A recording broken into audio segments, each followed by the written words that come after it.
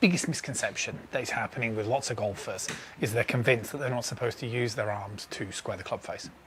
And because that becomes the narrative inside your head, you end up sort of not using your arms to square the face. Now, first of all, let's talk about the professional golf swing. The professional golfer will swing up towards the top of the backswing position. They will then, coming in towards the downswing, start to rotate the pelvis in towards the lead leg. And that will get you into about the delivery position. Okay? And then what happens from here is the lead leg will start to straighten and the club will advance so far. Now, everything in the professional golf swing from delivery position towards impact starts to slow down. And the reason why particularly the body starts to slow down is because the hands and arms need to catch up. So if I just kept turning, the club would just get left behind. And it's waiting for my hands and arms to catch up. It's also waiting because I'm going to have to close the face. And that's why whenever you look at any professional golfer, say 2 feet prior to contact with the ball, you'll always notice the way their left forearm or their lead forearm is facing towards the camera.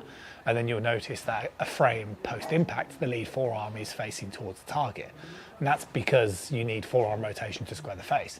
If that wasn't the case, then you would just look like this, okay? And also, if it wasn't the case, then you'd have to do your rotation like this, and that's not what a professional golfer looks like either. So the thing that I end up seeing with a lot of amateur golfers that I like to say that I work with is that because that becomes the narrative, you end up with this.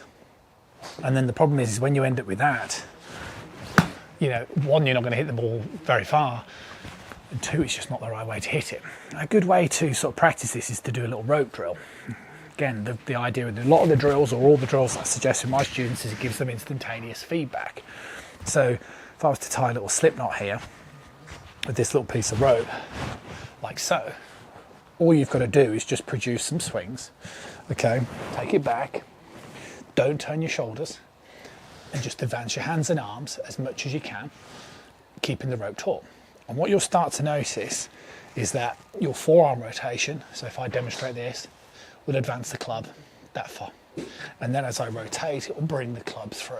And the reason why this is just so key is because as soon as you can convince your brain that actually you're supposed to square the club face with forearm rotation, then the whole thing will start to make more sense.